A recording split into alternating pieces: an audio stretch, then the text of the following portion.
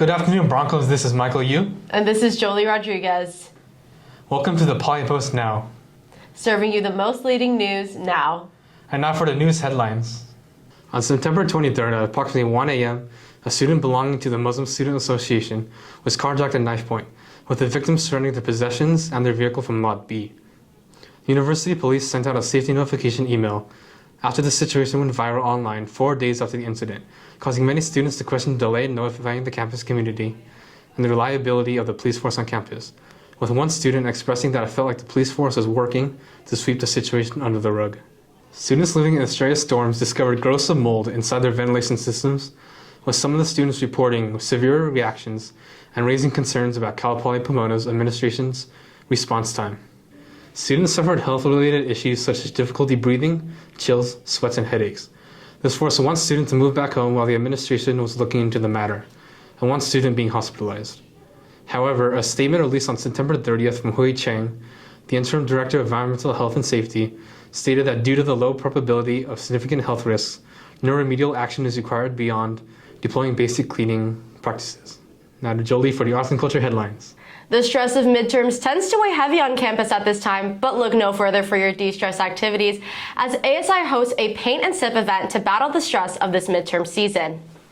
Partnering with the Wellness Center on campus, students were invited to join for a night of coffee and churros while a painting tutorial video played in a sea of ambient music.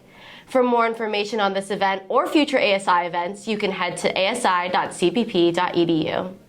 National Coming Out Day was October 11th, and the Pride Center hosted a Clothes Closet Drive event to provide students with a variety of free choices to promote self-expression, where the clothing was categorized by size and not gender. The Clothes Drive started back in late September, where students were able to donate at least 3 items of clothing in good condition. The event and annual day allowed for our campus community to come together and also become more knowledgeable about the resources for LGBTQ+ students within the Pride Center. And now to Kelsey with sports. Thanks, Jolie and Michael. This is your Poly Post Now sports recap, and I'm your host, Kelsey Cohen, here to give you the catch-up on the past 2 weeks in Bronco athletics. In volleyball, the Broncos played 6 matches, winning 4 after 2 straight losses to Cal State San Bernardino, ended their 14-game winning streak. CPP have dug another. On the road this past weekend, CPP beat Stanislaus State and Chico State, improving to an overall 16-3 record. The Broncos have maintained the top 20 AVCA poll ranking and are second in the CCAA division. To men's soccer, the Broncos went unbeaten in the past 6 games with 4 victories and 2 draws in the time frame, improving to an overall record of 10-1-4. The most dominant victory of this stretch came against San Francisco State on October 14th by a score of 4-0.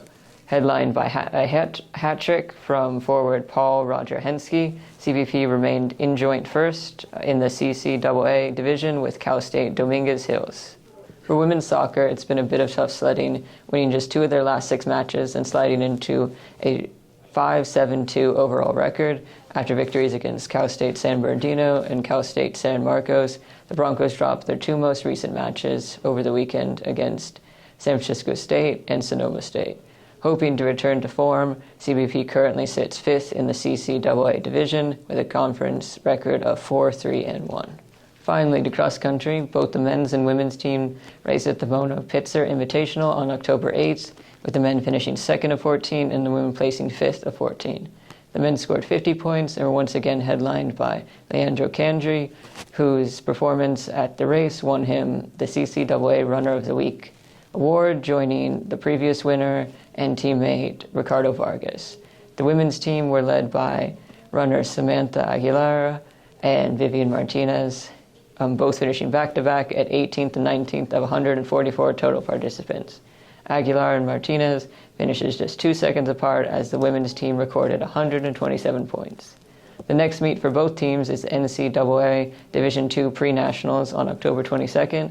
You can catch the meet and all the Bronco Athletics events on the CCAA network or the Bronco Athletics website. Back to you, Jolie and Michael.